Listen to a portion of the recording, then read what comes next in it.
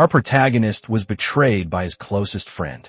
He died, but 20 years later, he awakened his former strength and returned to take revenge on the Empire.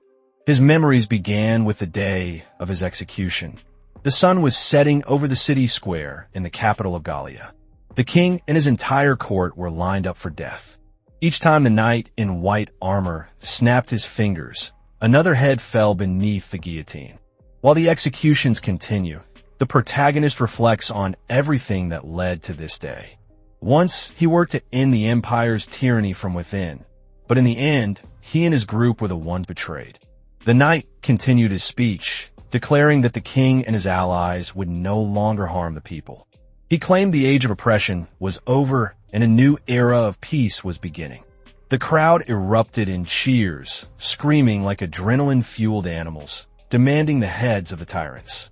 Amid this, the protagonist finally appears. He's restrained by a powerful barrier of magic, eyes narrowed in disgust at the ignorance and bloodlust of the mobs. He revealed that the very people responsible for their suffering were orchestrating this spectacle. It's revealed that his name is Isaac Quincy, the first counsel of the king. Isaac stares at the knight leading the execution, recognizing him as part of the Order of Liberation, a group supposedly created by nobles to fight for the common people. On the surface, they look like knights of justice in shining armor. But in truth, the order is secretly founded and controlled by the de Sax family, the true tyrants pulling strings behind the scenes for centuries and generations. The execution is a staged performance, a way to eliminate their enemies while convincing the public it was justice. The king and his last advisors are now next for execution. Isaac knows exactly what will follow.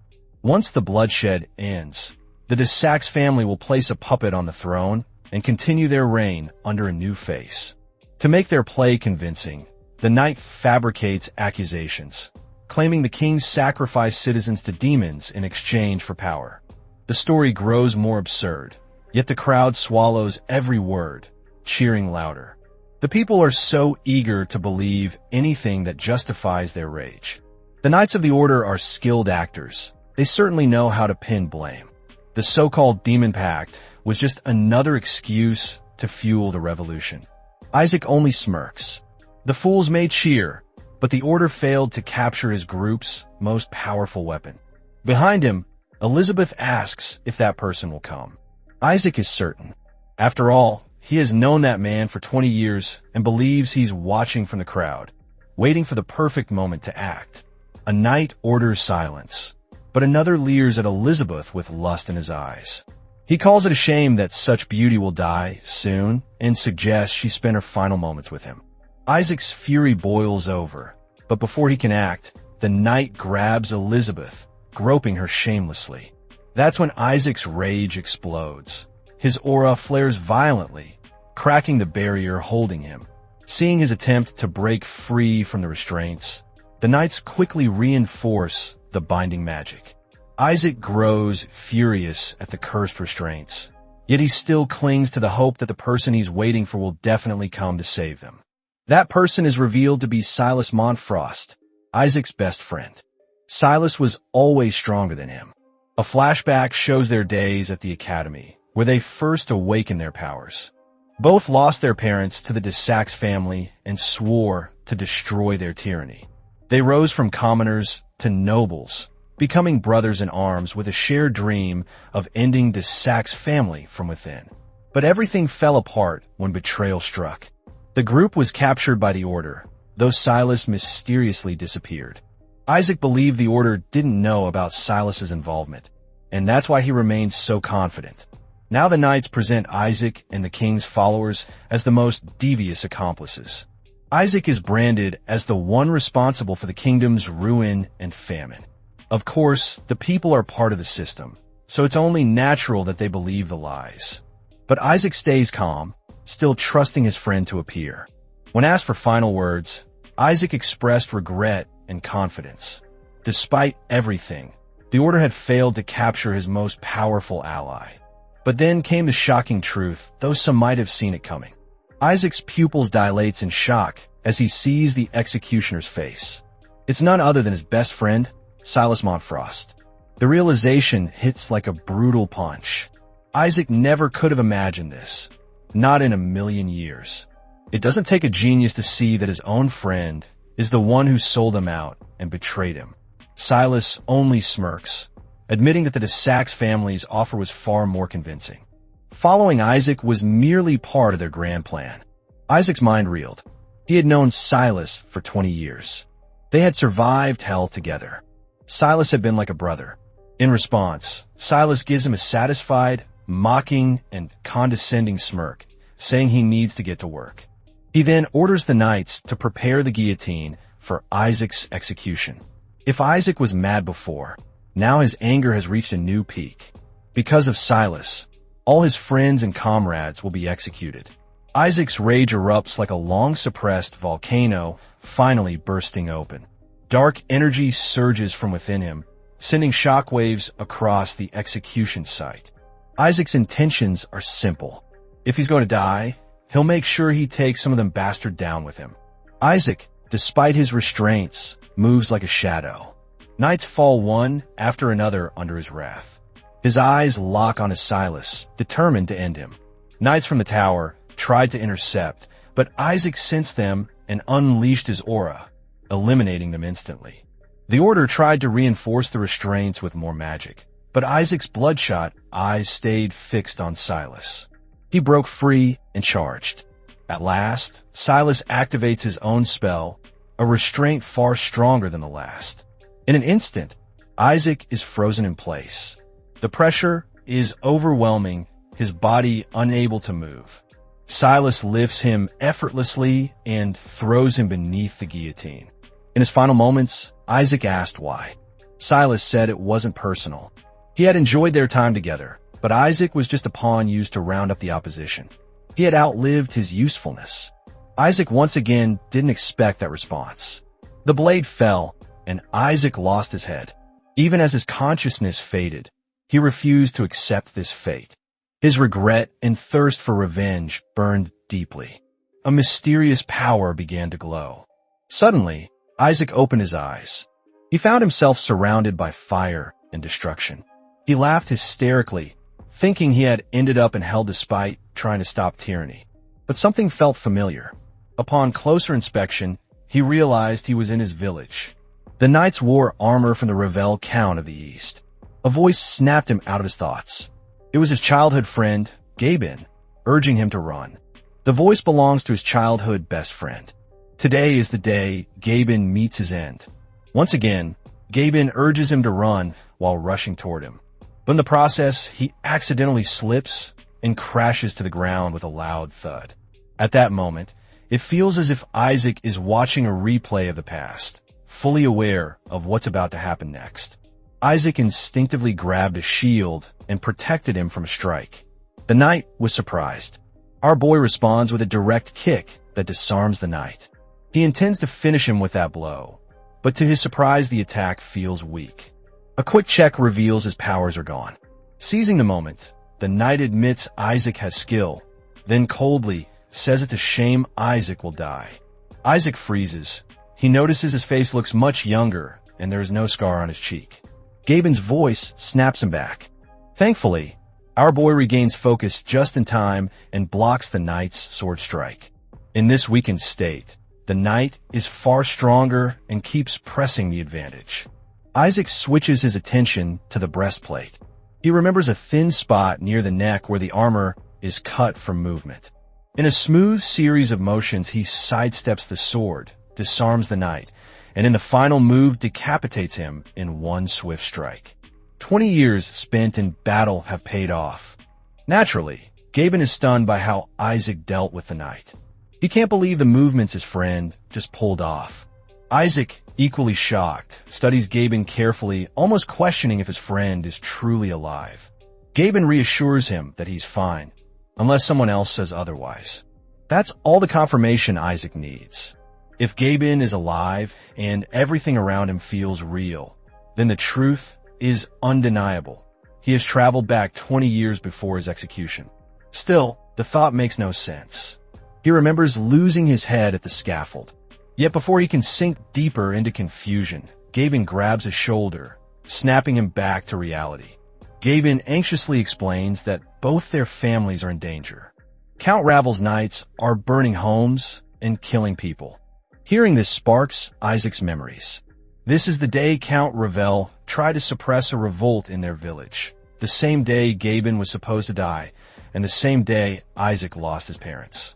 They waste no time and rush toward Isaac's home. He decides to investigate the mysterious reason for his return later. Right now, saving his family comes first. In his past life, Isaac was one of the strongest warriors in the capital, one of the few capable of challenging the de Sax family. But now he's just a teenager again, powerless and unawakened, not yet enrolled in the academy. In short, he's back to being a commoner. As they run through the village, Isaac suddenly senses danger. Instinct takes over. He grabs Gaben's hand and pulls him aside just before an attack lands.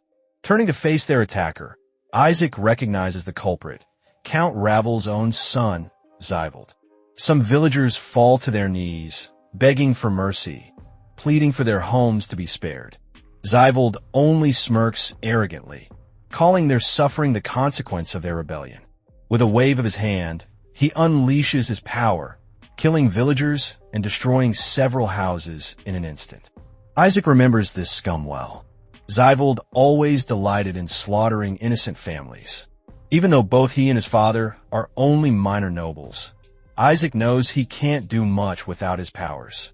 He turns to Gaben and suggests following the rooftops to avoid getting caught. Gaben nods, and the two make their way toward Isaac's home. When they arrive, Isaac spots 3 soldiers about to enter into his house.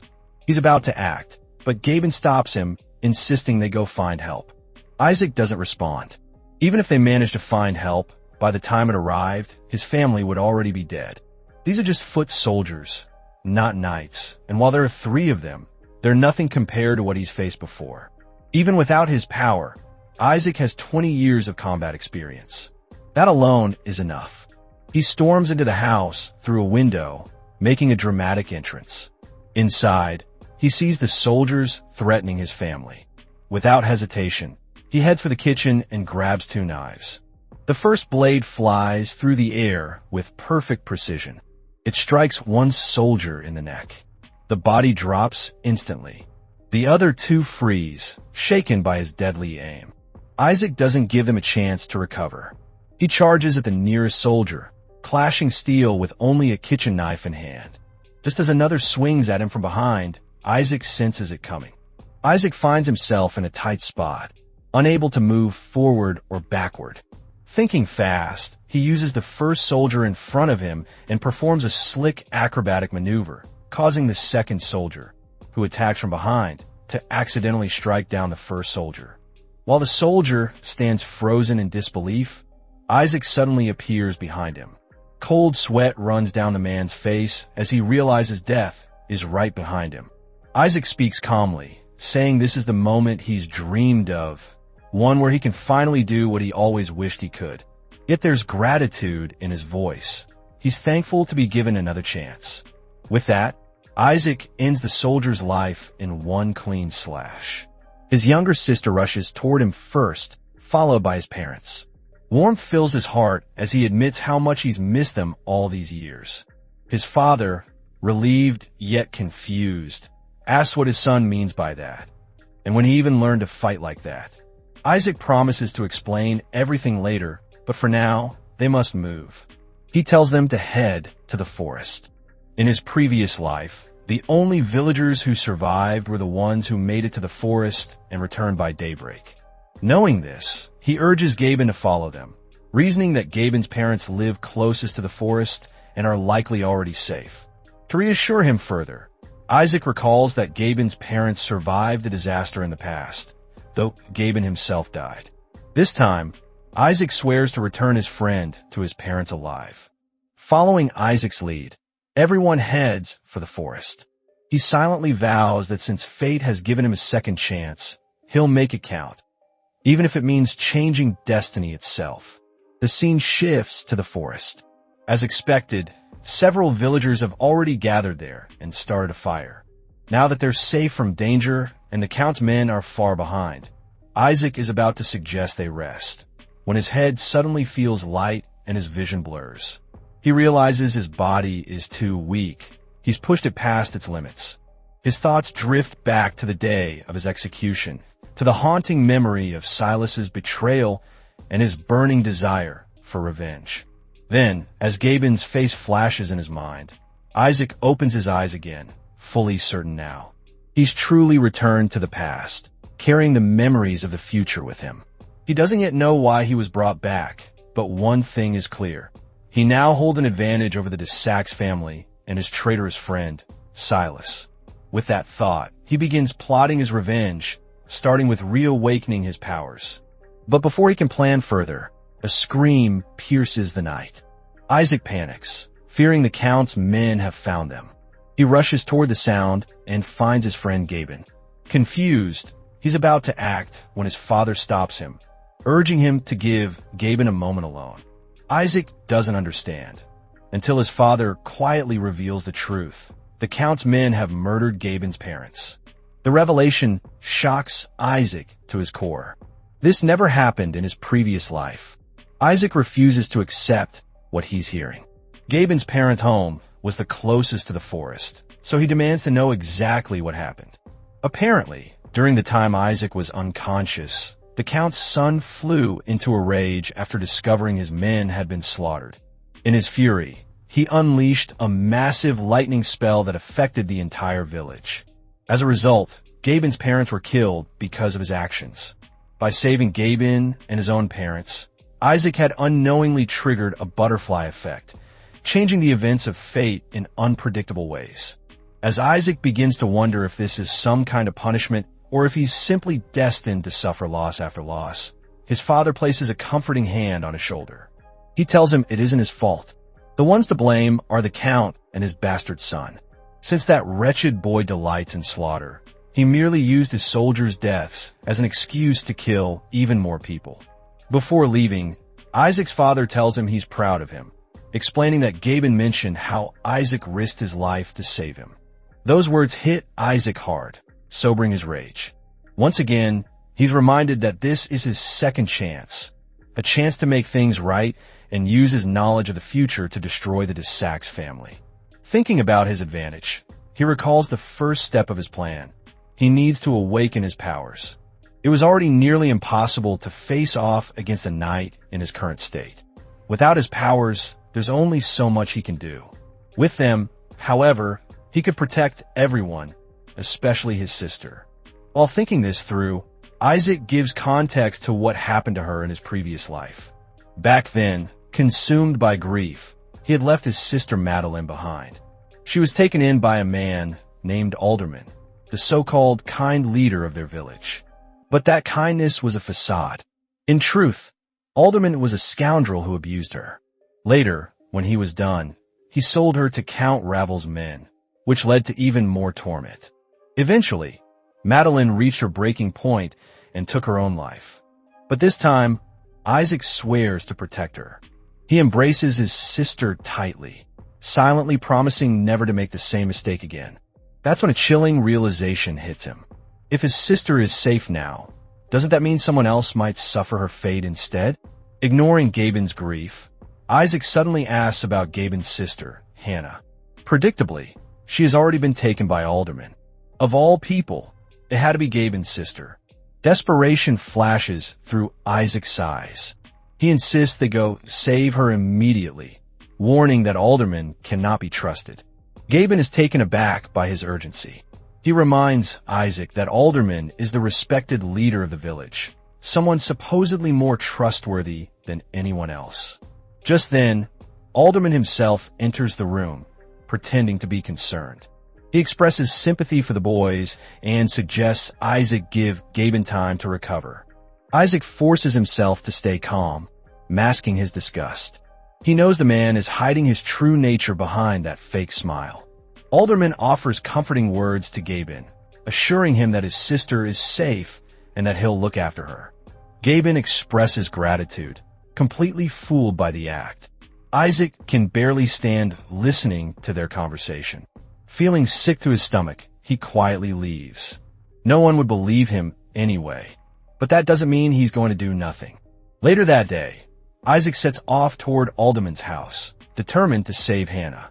As he walks, his mind drifts back to the matter of awakening his power. In his previous life, it had happened by chance a few weeks after his parents' deaths. But this time, he knows exactly how to unlock it, anytime he wishes. Specifically, in just 2 days. The destruction of the village hardens his resolve. When the time comes, he'll personally deal with Count Ravel and his son. But for now, there's a pig that needs to be slaughtered. Arriving at Alderman's residence, Isaac stealthily observes through the window. Not even a day has passed since the village's destruction, and Alderman is already preparing to satisfy his disgusting desires with Hannah. Enough is enough. Isaac steps into the room, casually commenting on how a vermin will remain a vermin, no matter the lifetime. Alderman is stunned. He had made sure no one could enter. Yet here stands the boy who dares interrupt his fun. His expression twists as he drops the kind mask. He growls in fury, calling Isaac insane for showing up uninvited. Without warning, Alderman orders his hunting hound to tear him apart. Isaac is momentarily caught off guard, not expecting such quick aggression, but he quickly regains focus, luring the hound out of the room. At the last second, he makes a sharp turn, confusing the beast and locking it outside. Alderman narrows his eyes. His confidence returns as he picks up a large axe. He decides to reveal a dark truth, that he was the one who led the Count's men to Isaac's parents. He only did it to get Madeline for himself. And now that he's about to kill Isaac, he plans to take care of his parents later. Isaac only sighs. The man's schemes are so predictable, it's almost pathetic. He already knows everything. Alderman not only planned the attack on the village, but also did it in exchange for being granted a noble title by Count Ravel. Alderman freezes in shock, demanding to know how Isaac could possibly know that. Isaac grimly replies that it's simple. He's killed Alderman once before, and he's ready to do it again. Without hesitation, Isaac charges forward, wielding 2 kitchen knives with deadly precision. Despite his large frame, Alderman swings his axe swiftly, but his moves are sloppy and predictable. Spotting an opening, Isaac slashes his thigh cleanly. Alderman howls in pain and disbelief, calling it a lucky hit. Fueled by rage, he swings his axe wildly, but his attacks are too wide, too easy to dodge. At this point, it's clear Alderman is nothing more than practice for Isaac. Sweat drips down the older man's forehead as he demands to know who taught Isaac to fight. Isaac replies coldly that the question is meaningless. Alderman should be more concerned about losing his head. With lightning speed, Isaac leaps into the air, promising to make the end swift and painless. But he fails to notice one thing. Sparks of electricity crackle around Alderman's body. A sudden surge of lightning bursts from his palm, blasting Isaac across the room. He smashes into the wall, leaving a crater from the impact. Gritting his teeth, Isaac realizes he overlooked something crucial. In his past life, Alderman had powers during their fight, powers awakened with the Count's help. Alderman smirks mockingly. The tables have turned. He reveals that Count Ravel not only promised him a noble title, but also helped him awaken his abilities.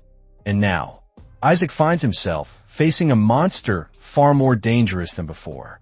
Before moving forward, our boy gives us some context about the nobles.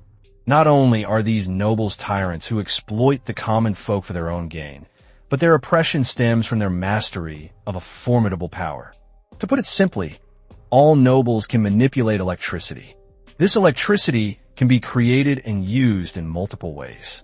It can boost speed, power up attacks, or even be used in spell casting, like forming barriers. Basically, this power allows them to do things that seem impossible for normal humans. Rumor has it that this power was a gift from the gods, who tasked the nobles to protect humanity by battling demons in the southern part of the continent. But Isaac reveals the truth. That story is a load of crap. It's just what the nobles want everyone to believe. The real truth. Anyone can gain this power. All it takes is a waking pill, a secret drug created by the nobles themselves. Once ingested, anyone can manipulate electricity. Alderman, now feeling the power coursing through his body, admits that the Count wasn't lying. With this newfound strength, he believes he can finally earn a place among the nobles. Isaac, however, warns him not to get ahead of himself. The best he can hope for is to become a lackey, one the nobles will discard once he's no longer useful. Hearing this, Alderman grows furious and lunges forward to end things quickly. Isaac easily dodges his first attack, mentally noting that Alderman is just a novice, freshly awakened. In other words, there's a real chance Isaac can win this, but he needs to avoid getting hit, or he'll be fried like a piece of toast. While thinking this through, his eyes land on a copper wire. Meanwhile, Alderman is too excited with his new powers to notice what's coming. Isaac quickly comes up with a risky plan, one that might work, but only if executed perfectly. He begins by tying the copper wire to a metal door handle. Next, he wraps the other end around a decorative sword. Looks like our boy plans to create a closed circuit. Now all he needs to do is bait Alderman into using his power. Thinking fast, Isaac taunts him, saying even after awakening, he still can't land a hit, and yet he dreams of becoming a noble. That insult hits deep. Alderman's fragile ego snaps, and he falls for the oldest villain trap in the book. In rage, he unleashes a massive blast of electricity. At that moment, Isaac tosses the copper wire into the path of the current. Electricity rushes through the wire instantly. Before Alderman can react, Isaac dashes behind him in a blur. Alderman turns with a confused expression, but Isaac simply says, "It's over." Then, BAM, a direct kick to the gut sends Alderman flying. He ends up tasting his own medicine, electrocuted by his own power. After a while, his body burns to a crisp, but he's still barely alive. Coughing, he demands to know how Isaac managed to win. Isaac is surprised he survived, but at the same time, it's convenient. Now, he can end him personally with his trusty kitchen knife. Alderman's arrogance melts away, replaced by desperate begging and false promises of power. Isaac glares down at him. "You've got the nerve to beg. After everything you did to my sister?" Alderman looks shocked. He insists he never touched her. But Isaac towers over him, the burning rage in his eyes revealing years of bottled-up vengeance. Just like in his previous life, he cuts him down with a single strike. With the bastard finally dealt with, Isaac rushes to check on Hannah. She's only fainted, and he promises to take her back to her brother. Before leaving, he almost forgets about the hounds. He opens the door, and one fierce glare is enough to silence them. Let's just say, the dogs learned real quick who the boss was. The next scene shifts to Isaac's parents' home. His friend is visibly worried, but his parents try to reassure him. When Gaben hears a knock at the door, he rushes forward. His concern quickly turns into panic as he asks what happened to his sister. Isaac explains that it was Alderman's doing, the bastard who helped plan the attack on the village just to capture her.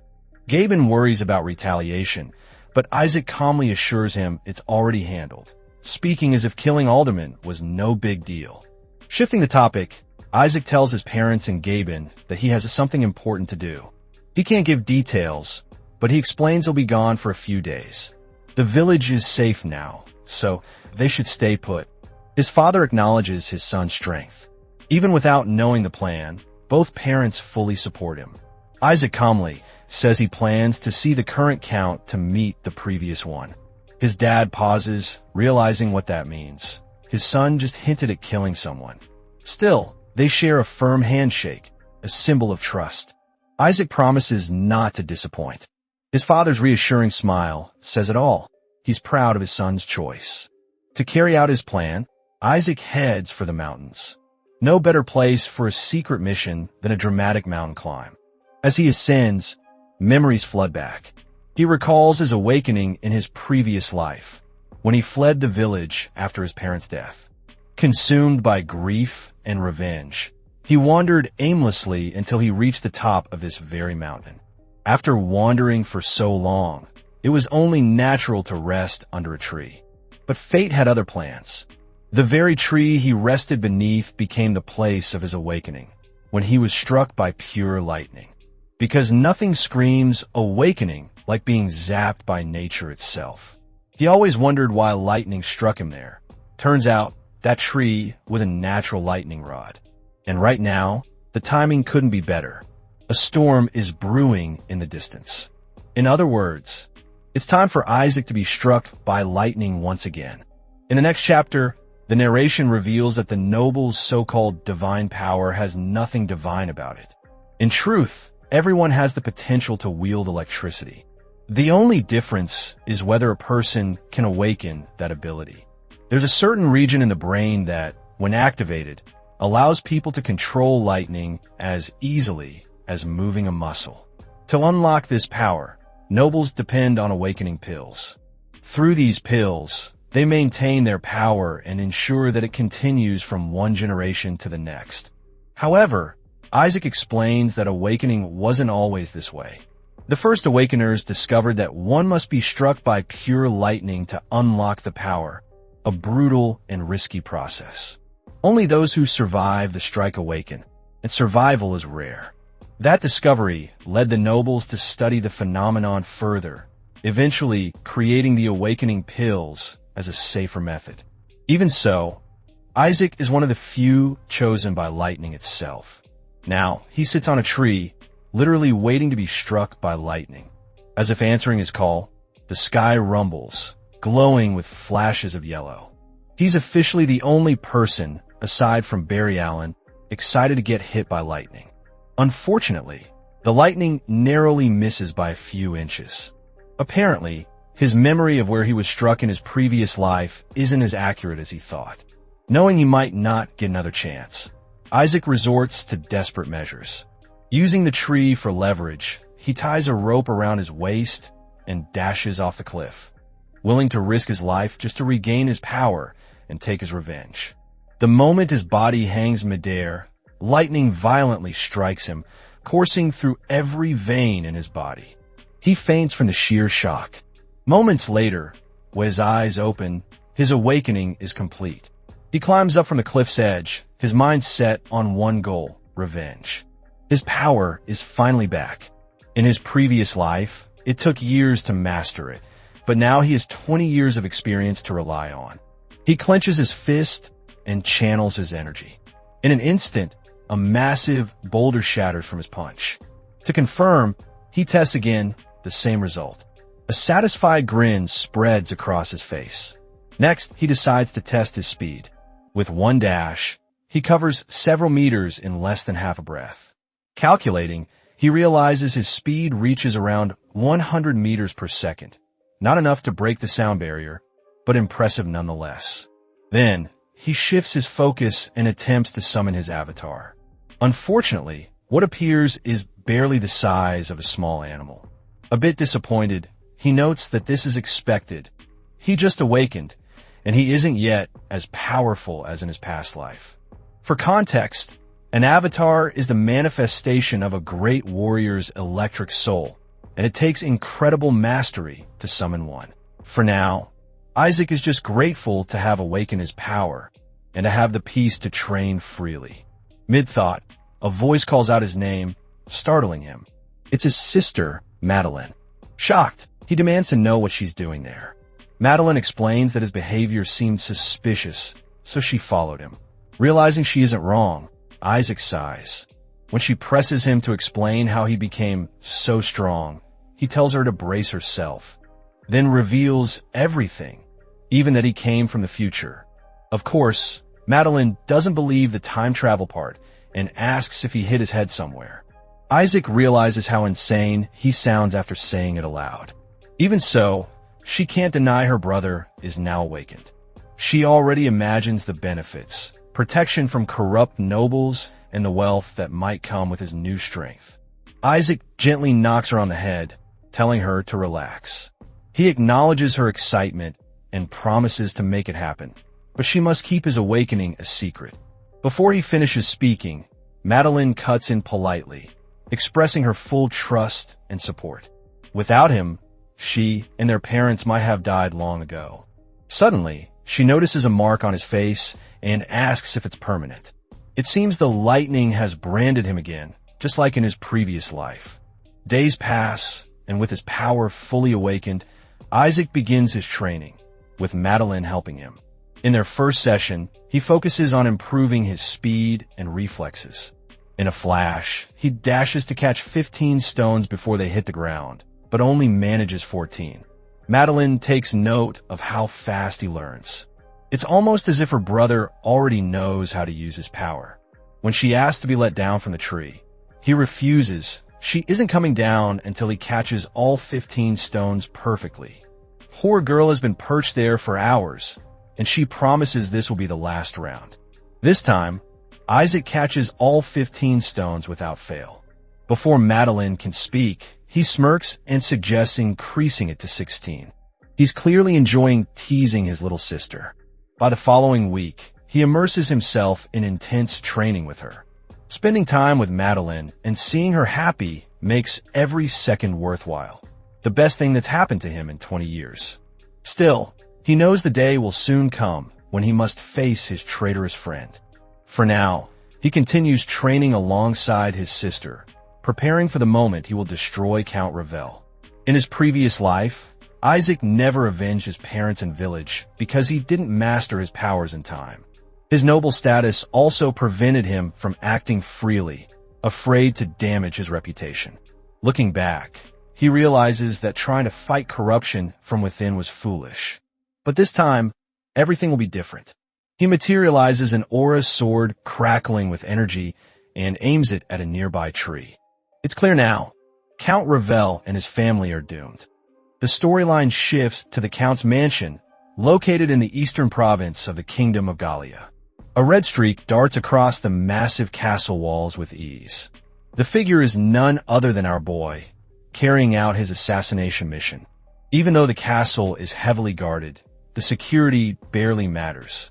With his improved speed, the patrolling soldiers might as well be statues. Inside, our boy overhears a frantic conversation. It's the head chef yelling at his staff to move faster and prepare dinner properly. He clearly doesn't want to end up like the previous chef who got roasted and killed by the Count. This works perfectly for our boy. No need to waste time searching for the Count. He still needs a diversion. While thinking about it, he spots a group of guards gathered around a campfire. These guards, degenerate scums loyal to the Count, are discussing the girl's promise to them by Alderman. One guard with a scar on his cheek assumes someone must have killed Alderman since they haven't heard from him. Yet these animals are more concerned about the promised girls than the idiot's life. Hearing this, our boy realizes these are the same men who abused his sister in his previous life. And in this timeline, they're supposed to harm Hannah. With that thought, he decides it's time to send a parting gift. He slashes the stone golem's head above them. The massive weight drops and crushes one guard instantly, sending him straight to the afterlife. The others stand in disbelief, wondering how a stone head just fell out of nowhere. One guard dismisses it as the victim's bad luck. In the end, they decide to call someone to deal with the mess. Meanwhile, Isaac slides down the wall in a flash, seizing the perfect opportunity. But searching the Count might take time, so he climbs up a tower to find a better vantage point. Finally, he spots a lit room inside the Count's quarters and heads there immediately. But guards stand at the door. At this point, they're more of an interruption than obstacles. Isaac moves in a blur. Before they even register his presence, both guards are zapped with electricity, and he casually picks up one of their swords. The next scene shifts to the dining hall. Our boy announces that the party is over. The Count's expression moves from shocked to confused to an almost amused smirk. Zyvel barely reacts at all, as if someone just opened a window and let in a breeze. Both father and son continue talking, unbothered by Isaac's sudden entrance. After a short exchange, the Count concludes Isaac must be the one who killed Alderman. He believes this is only possible if Isaac stole his awakening pills. Isaac is slightly taken aback. Despite his clear killing intent, these nobles still don't take him seriously. It makes sense. This is how nobles view commoners, like annoying flies. But this particular fly is about to end their entire lineage. Calmly, Isaac acknowledges the Count's guess. Then Zyvold speaks up, revealing the Count now owes him 100 gold coins. Turns out Alderman was just a pawn in their twisted family game. The Count yawns, thinking his son understands commoners better than he does. The entire family is deranged. They use people as tools and even as betting tokens for entertainment. Isaac finally gets tired of their circus. What he says next stuns the Count. He calls him a pot-bellied pig. Turns out that's actually the nickname the high nobles use for him in the capital. Isaac knows this because, in his previous life, he moved in high nobility circles where mocking provincial lords is standard practice. He doesn't spare the wife or the son. He roasts the entire family, calling them a pack of pigs. The Countess snaps. Her power flares, and her cup shatters in her hand. She blasts a massive surge of electricity toward Isaac, intending to burn him to ashes. The attack destroys the wall, leaving smoke everywhere. When the dust settles, our boy stands unharmed, and even more mocking. The Countess freezes in shock before preparing another attack, amplifying her power to the maximum. That's when Isaac moves. Mid-cast, the Countess senses something wrong.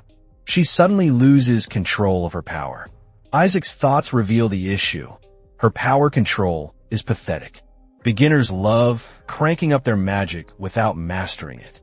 Even as the Count screams for his wife, Isaac explains that all it took was a single spark from him. That spark overloaded her power, making it explode inward. And just like that, the sow dies.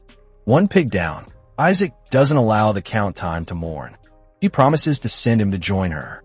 But before the attack lands, Zyvold summons a barrier to protect his father. The Count recovers quickly, and Isaac senses an attack from behind. He dodges instantly, realizing he's fighting two opponents at once. The father and son step forward and declare that thanks to Isaac's actions, his entire village will suffer once they dispose of him. Isaac grins, the kind of grin someone wears when the result is already decided. He calls them pigs again and declares himself the wolf finally here to devour them. Zyvold charges like lightning, fist clenched. But to Isaac, the attack might as well be in slow motion. Even though both awakened through pills, their power is nothing compared to his natural lightning awakening. Still, Isaac isn't given a breather. The attacks keep coming. Despite having superior awakening, facing two coordinated opponents puts him at a disadvantage. Both father and son strike at the same moment, convinced they've found the perfect opening. Isaac doesn't even blink. Their movements are still slow to his eyes. He catches both attacks mid-motion. The Count receives a brutal kick to the stomach, but Zyvold meets a harsher fate. This bastard is responsible for Gaben's parents' death. No need to describe the rest. The scum is cooked the moment he dared kill Isaac's friend's parents and slaughter villagers. Isaac overloads Zyvold's power, just like he did to the Countess, killing him instantly. The Count screams helplessly. He unleashes everything he has in pure rage, but his full power attack does absolutely nothing. His electricity is as useless as a $2 battery. Terrified, he demands to know who Isaac truly is. Our boy simply says he's a nobody who suffered under the Count's cruelty for a long time. And now he has come to end the Count's tyranny once and for all. Seeing Isaac walk forward with murderous intent, the Count realizes Isaac awakened through real lightning. All arrogance fades. He curses Isaac for taking everything from him.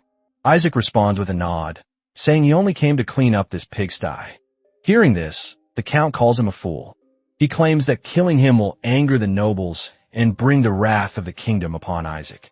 That's when Isaac's eyes land on the pendant hanging from the Count's chest. It's the symbol of nobility. Isaac snatches it and asks if this cheap trinket is supposed to scare him. Clearly, he doesn't care. The Count still clings to his last hope, insisting that a mere peasant isn't worthy of touching the blood droplet pendant. He believes the nobles will hunt Isaac down. But Isaac isn't worried at all. Instead, he reassures the fool, there's no need to panic. The pendant only fuels his rage and his purpose for revenge. He declares that he will be the one hunting the nobles, not the other way around. After that, he sends the bastard to reunite with his family and the previous Count. After sending that bastard to hell, Isaac can be seen sprinting through the hall. He is searching for something called arcanite. This ore is the most expensive and rarest material in the entire world. Nobles don't just use it for crafting pendants and crests. Arcanite also amplifies their electric power. Only high-ranking nobles possess large quantities of it. Isaac clearly remembers the Count bragging about an Arcanite vein on his land. Because of that, he assumes the Count must have hoarded an enormous stash. At least, that's what he believes until he enters the Count's personal chamber. After all that effort, he finds only a few small pieces inside a tiny chest. The showboating pig clearly exaggerated. Isaac is pissed. With this pathetic amount, it is impossible to forge the sword he wielded in his previous life. The scene shifts back to Isaac's village. Isaac believes that with the Count dead, the capital will take time before sending another lord. On top of that, with his new plan of hunting down nobles, the kingdom will have more pressing issues than worrying about a distant province. In short, his hometown and family will remain safe while he enrolls in the academy and causes mayhem in the capital. His blood boils with excitement. He's finally ready to reveal his awakening. In his previous life, after being struck by lightning, he assumed it was just an accident. He managed to drag himself back to the village on the verge of collapse. Only later did the villagers notice small sparks of electricity appearing on his hand. That moment became a celebration. The village finally had hope. An awakening gives someone a chance to become a noble. Money naturally follows, but more importantly, it acts as protection against other nobles. Now it's clear why our boy can barely hold his excitement. The grin on his face is wide enough to split the sky. However, the strangely empty village snaps him back to reality. A bad premonition hits him. Did the Count's army attack while he was away? Isaac turns into a streak of light, racing home. He calls for his family and friends, but no one answers. Confused and unsure what to do next, the entire village suddenly appears behind him. It turns out to be a surprise gathering. And even better, or worse, everyone already knows about his awakening. The only logical explanation? His sister failed to keep her mouth shut. Despite promising to stay quiet, Madeline avoids his gaze and admits she only told 2 people, which means their parents are most likely the real culprits behind spreading the news. Right on cue, children crowd around, excitedly asking about his strength and speed. They start exaggerating wildly, asking if he can shoot lightning bolts, fly, or blast rocks apart. They beg him to show some of his power. Isaac tries to stay calm, suggesting another time, but the kids refuse. Even the adults chime in, encouraging him to demonstrate a little. Left with no choice, he agrees, thankful he learned a few party tricks in his previous life. Electricity dances around his fingers. He shifts the lightning's form, dazzling the crowd. Everything goes smoothly until someone unfamiliar interrupts. A figure steps forward, saying he has been searching for Isaac. The man reads the atmosphere quickly and realizes Isaac is the newly awakened one, the only person strong enough among the villagers. He asks directly if Isaac is the one who killed Alderman. That's when Isaac recognizes him. The man is Reshak, leader of the Silver Wolves, a powerful mercenary group. Without waiting for an answer, Reshak explains he heard rumors about Alderman's death. As the leader and member of the Silver Wolf, it is his duty to uphold the group's honor, meaning he has come to kill whoever ended Alderman's life. Isaac does not deny it. He even remarks that the fool deserved death. To everyone's surprise, Reshak agrees. He knows all about Alderman's disgusting hobbies. He believes killing Alderman was the right choice. But as the leader, he must still avenge his comrade. Meanwhile, Isaac's eyes are glued to Reshak's sword, specifically the Arcanite embedded in it. Reshak beams with pride, assuming Isaac is impressed and has never seen such a sword. Regardless, he prepares for combat and declares a death duel. The situation escalates quickly, prompting Gaben to step forward and suggest Isaac refuse the duel. But Isaac ignores him. He analyzes the situation carefully. Reshak will be a tough opponent, but he is not awakened. Isaac holds the advantage. Thinking of this, he borrows Gaben's pitchfork, much to Gaben's shocked face. Apparently, A pitchfork is all Isaac needs now that he's awakened. With Arcanite on the line, how could he reject such an opportunity? Isaac is about to suggest taking the fight outside the village. But Reshak refuses and lunges forward, intending to end things quickly. Isaac blocks the strike in time, momentarily surprised that Reshak would actually attack inside the village. Using his power risks harming people, so he urges everyone to move aside. After a fierce exchange, Reshak notices something odd. Despite being newly awakened, Isaac fights with surprising mastery. This confirms Reshak's suspicion. Isaac asks the villagers to move because using power indoors would be too dangerous.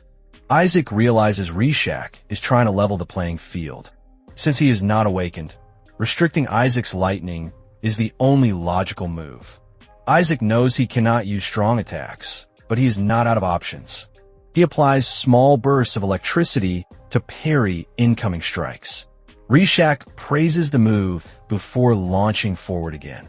Isaac blocks the attack, noting how readable Reshak's movements are, a benefit of fighting someone without an awakening. Creating distance, Isaac hurls the pitchfork. It misses. Reshak expresses mild disappointment, but he doesn't know this is part of Isaac's plan. The man is cooked. Isaac explains that since he cannot use his full power without risking lives, he will channel electricity through the pitchfork instead. At this point, Reshak can only watch. Isaac strikes from behind, delivering a lightning-infused blow through the embedded pitchfork. But something feels wrong. The attack did nothing. The pitchfork didn't even scratch him. While Isaac stands stunned, Reshak finally reveals his trump card. He is wearing Arcanite armor. No wonder the attack felt like a tickle. And with a proud grin, he reveals his second title, Reshak, the Noble Slayer. Reshak doesn't suffer any damage thanks to a special property of Arcanite. It turns out the stone not only enhances electrical power, but can store it. With just a little stimulation, even a non-awakened person can wield electricity. As for the mystery behind Reshak having so much Arcanite, he reveals that he stole it from Count Ravel himself. Since he doesn't know the Count has already been dealt with by Isaac, he plans to kill him next. Isaac is surprised by the overwhelming power Reshak displays. The mercenary even declares that Isaac will be the sixth noble to fall under his blade. When Reshak charges forward, Isaac steps back, narrowly avoiding a strike that leaves a crater. He curses under his breath. He is worried about the villagers and family nearby, so using full power isn't an option. Reshak's ability to wield Arcanite is impressive, but Isaac knows how to use that power against him. Arcanite is a rare mineral nobles covet. It has the ability to store and amplify lightning, which is why nobles forge weapons and armor from it. But non-awakened individuals rarely use it. The ore is volatile. If overloaded beyond its limit, it explodes, especially when the wielder isn't awakened. Armed with this knowledge, Isaac plans to overload Reshak's Arcanite. Meanwhile, Reshak charges like a madman. Each swing comes with a piece of his backstory. He reveals that everything began when he killed a baron who murdered his entire family. That moment placed him on a bloody path of revenge. He swore to kill every one of those lightning freaks, including Isaac. This duel is no longer about avenging aldermen. It is personal. During Reshak's assault, Isaac finally gets the opening he's been waiting for. Seeing Isaac barely fighting back, Reshak laughs triumphantly, mocking him and demanding he put up a better fight. But Isaac is simply waiting for the perfect moment.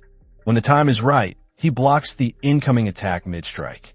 Reshak's eyes widen in disbelief, wondering if the boy has lost his mind. But Isaac calmly tells him the fight is already over. He admits that Reshak is currently stronger, but experience separates them. In that instant, Isaac overloads the Arcanite embedded in Reshak's sword. By the time Reshak realizes what's happening, it is far too late. The stored lightning detonates. Reshak suffers violent backlash. His own power turned against him. When the dust settles, the mercenary is down. Isaac is relieved he didn't kill him. It took him years in his previous life to learn how to absorb that much lightning at once. Plus, the man isn't like him. Before Isaac can think further, his sister and parents rush forward, expressing relief that he is unharmed. Rishak, still conscious, struggles to understand how he lost. Isaac answers simply. His own power was used against him. After a long silence, Rishak admits defeat. He raises both hands dramatically, demanding that Isaac honor the death duel by ending his life. Isaac refuses casually. Rishak becomes frustrated, stating that the mercenary code forbids denying an honorable death. Isaac counters that he isn't a mercenary, so there is no reason to follow mercenary rules. Instead, he declares that he follows the code of protectors, a code he is clearly inventing on the spot. Rishak looks confused. It is the first time he has ever heard of such a code. But since he lost, he can't exactly argue. Isaac takes full advantage, declaring that Rishak and the entire Silver Wolves must now follow his instructions. Poor Rishak wears the expression of someone trapped in a conversation they no longer understand. But he still asks what Isaac intends to do. Isaac reveals that their goals align. His current plan is to use force to eradicate nobles, rather than politics or status. And Rishak has proven his strength. Leaving him as the new head of the village is actually a smart move. Isaac entrusts the village to him because he plans to head to the capital soon. He doesn't want to fight battles at the front while worrying about threats from behind. Rishak nods slowly. He makes an oath. As long as he and the Silver Wolves breathe, no harm will ever come to the village. Isaac is impressed, but reminds him there is still something he needs. How could he forget the real prize, Rishak's Arcanite sword? It was the main objective of the duel. Later, Isaac is seen forging a new weapon. He explains that crafting a curved blade allows electricity to flow and amplify more efficiently, a discovery that wouldn't be made for another decade. Once again, future knowledge becomes his unfair advantage. Finally, it is time to head to the capital. Isaac leaves under the warm gazes of the villagers, all wishing him well. His sister jokingly reminds him to return when he needs more practice. Gaben warns him not to fool around in the city and to remember them. Isaac promises to come back soon. A long journey awaits, the true beginning of his revenge. First, he needs to enroll in the academy and use its resources to master his power. And then there's that traitor, the one who turned 20 years of friendship into a cruel joke. Whatever Isaac is planning for Silas will be far worse than anyone can imagine. If you made it this far and feel the video is worth it, don't forget to show some love by hitting the like and subscribe buttons. Until the next recap.